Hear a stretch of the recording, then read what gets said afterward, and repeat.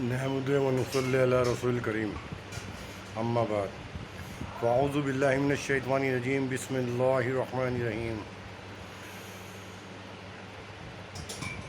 عزیز گرامی، وہ قابل تحسین و مبارکباد ہیں وہ لوگ جو دوسری تنظیموں کی ارتھیوں کو اسپتالوں سے اٹھا کر اور شمشان تک لے جا رہے ہیں اور آخری رسم ان کی ادا کر رہے ہیں۔ ان ارتھیوں کے متعلقین عزیز و اقارب انہیں چھوڑ کے جا چکے ہیں اس بیماری کی وجہ سے۔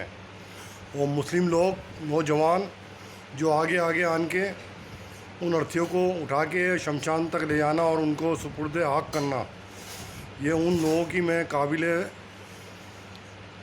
تحسین ہیں، وہ لوگ مداح ہیں اور ان کی میں تعریف کرتا ہوں۔ بالکل یہ کریں، یہ ایک خدمت خلق ہے۔ میں دعوے سے کہتا ہوں انشاءاللہ العزیز اس کام کے لیے جو کر رہے ہیں مسلم، انشاءاللہ العزیز اللہ تعالیٰ ان کے سارے گناہ معاف کر دیں گے۔ جب آدمی حج پہ جاتا ہے، حج اپنی ذات کے لیے کرتا ہے، آدمی حج اپنی ذات کے لیے کرتا ہے، اللہ تبارک تعالیٰ حج کے بعد اس کو ایسا کر دیتے ہیں جیسے اپنی ماں کے پیٹ سے ابھی پیدا ہوا ہے۔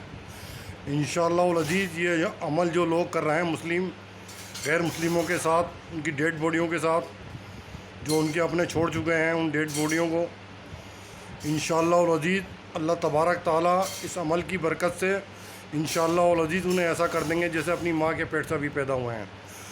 اور خدا نخواستہ اس میں کسی نوجوان کی موت ہو گئی یہ عمل کرتے ہوئے، تو میں کہتا ہوں وہ شہادت کی موت مرے گا انشاءاللہ العزیز، شہادت نصیب ہوگی اس کو۔